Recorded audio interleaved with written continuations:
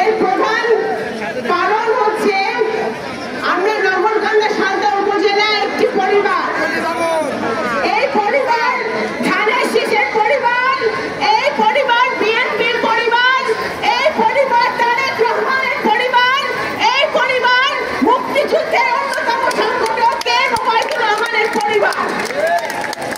এই পরিবারকে যে কোনো মূল্যে সকল ষড়যন্ত্রের ঊর্ধ্বে থেকে ঐক্যবদ্ধ থাকতে হবে। ফ্যাসিবাদের পতন হয়েছে গত বছর, তারপরেও ফ্যাসিবাদের ষড়যন্ত্র থেমে থাকে নাই, ষড়যন্ত্র চলছে, দেশি বিদেশি ষড়যন্ত্র চলছে।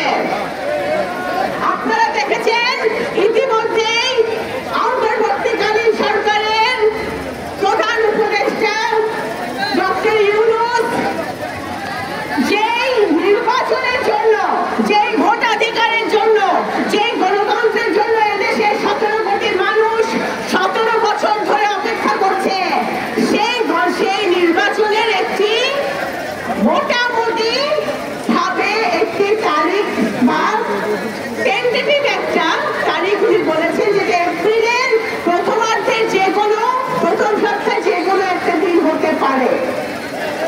আমি সারা বাংলাদেশের কথা জানি না, বলতে পারি না, কিন্তু নগরকান্দা সালদা ফরিদপুরের প্রত্যেকটা মানুষ 2018 সালে তারা নিশিরাতের নির্বাচন দেখেছে, তারা নির্যাতিত হয়েছে, নিপীড়িত হয়েছে। আমার নগরকান্দা সালদায় আমি নিজে শারীরিকভাবে আহত হয়েছি, আমার হাজার হাজার নেতাকর্মী জেলে ঘুরেছিল শেখ হাসিনার 2018 সালের তথাকথিত নির্বাচনের সময়। ফরিদপুরে চৌধুরী কামাল ইউসুফ আমাদের সম্মানিত ভাইস চেয়ারম্যান ছিলেন, উনিও আপনাদের হেলমেট বাহিনী থেকে রেহাই পায় নাই। আপনারা যারা মিডিয়ার আছেন এখানে সামনে, মিডিয়ার ভাইরা আপনারা সেটা দেখেছেন, অবলোকন করেছেন। এইভাবে প্রত্যেকটা অঞ্চলে, প্রত্যেকটা নির্বাচনী এলাকায় 2018 সালে নিশিরাতের নির্বাচন হয়েছে। 2014 সালে বিনা ভোটে নির্বাচনে যেখানে 152টাই নির্বাচিত, বিনা ভোটে নির্বাচিত ছিল, সেই জঘন্য নির্বাচন আমরা দেখেছি। আজকে এপ্রিল মাসে আপনারা নির্বাচন দিতে চাচ্ছেন, বাস্তবসম্মত কিনা আমি ইউনূস সাহেবকে এবং তার টিমকে ভেবে দেখতে বলবো। কারণ ফেব্রুয়ারি মাসে যদি রোজার মাস হয়, রমজান মাসে আমাদের যেখানে সকল ধর্মের আমাদের ভাই বোনদের প্রতি শ্রদ্ধা রেখে বলছি যে রোজার মাসে যেহেতু আমাদের মেজরিটি পপুলেশন মুসলমান, রোজার মাসে সবাই রমজানে মাস নিয়ে ব্যস্ত থাকে। রমজান মাসে ইলেকশনের ক্যাম্পেইন করা কতটুকু বাস্তবসম্মত সেটাও এই সরকারের ভেবে দেখতে হবে। তারপরে ঈদ, তারপরে ঈদের পরে আপনারা নির্বাচন দিচ্ছেন। এপ্রিল মাসে ঝড় বৃষ্টির মাস, এপ্রিল মাসে বিভিন্ন পরীক্ষার মাস, তারপরে এপ্রিল মাসে যে সরকারি গঠন হোক না কেন নির্বাচনের জনগণের ভোটের মাধ্যমে, সেই সরকারকে একটি বিশাল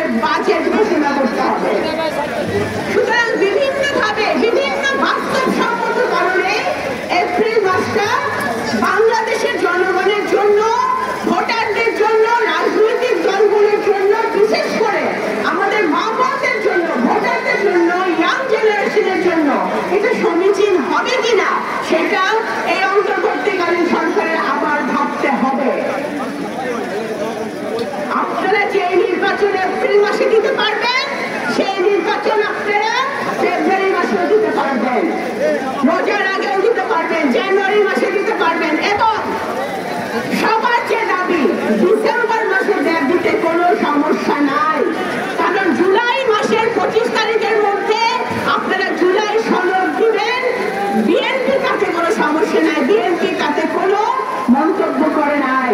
আপনারা জুলাই সনদ দেন সকল মতামতের ভিত্তিতে, তারপরেও 6 মাস থেকে যায়। এই 6 মাসের মধ্যে আপনাদের ডিসেম্বর মাসে নির্বাচন করতে কোনো সমস্যা হওয়ার কথা নয়। সুতরাং আমরা ভাবছি যে এখানে এই উপদেষ্টারা, বিশেষ করে কমিশনে যারা প্রধান আছেন, উপদেষ্টারা আছেন, তারা বিভিন্ন টাল বাহানা করছেন। ক্ষমতার স্বাদ পেয়েছেন, ক্ষমতার স্বাদটা যত বেশি দিন ভোগ করা যায়। কিন্তু আপনাদেরকে মনে রাখতে হবে, বাংলাদেশের 17 কোটি মানুষ তাদের জনপ্রতিনিধিদেরকে নির্বাচিত করতে চায়। তারা একটি স্বচ্ছ দুর্নীতিমুক্ত জবাবদিহিমূলক সংসদ চায়। আপনাদের সাথে এই ইন্টারিম সরকারের সাথে তৃণমূলের কোন সম্পর্ক আছে? তাদের কোনো যোগাযোগ নাই। সুতরাং আমি আবারও অনুরোধ করবো আপনাদেরকে, এই ঈদ উপলক্ষে আমাদের যে ঈদ পুনর্মিলনী, আমার নগরকান্দার সরকারবাসীর পক্ষ থেকে, এই ফরিদপুরের পক্ষ থেকে, বৃহত্তর ফরিদপুরের পক্ষ থেকে, যে এই এপ্রিল মাসটা আপনারা আবারও বিবেচনা করবেন। ডিসেম্বর মাসে দেওয়া যায় নাকি সেটাই আমাদের হবে উপযুক্ত এবং সবার জন্য একটি কাম্য সময়। এই কথা বলে আমি বক্তব্য শেষ করছি। আগামী দিনে আন্দোলন হোক, সংগ্রাম হোক, নির্বাচন হোক, ভোট হোক, আমরা ধানের শীষের পরিবার, তারেক রহমানের পরিবার, গণতন্ত্রের মাতা দেশনেত্রী বেগম খালেদা জিয়ার পরিবার, শহীদ জিয়ার পরিবার, মোবাইল রহমানের পরিবার সবসময় ঐক্যবদ্ধভাবে সকল ষড়যন্ত্র মোকাবেলা করব, দেশের উন্নয়নে এগিয়ে যাব। এই কথা বলে আমার বক্তব্য শেষ করছি।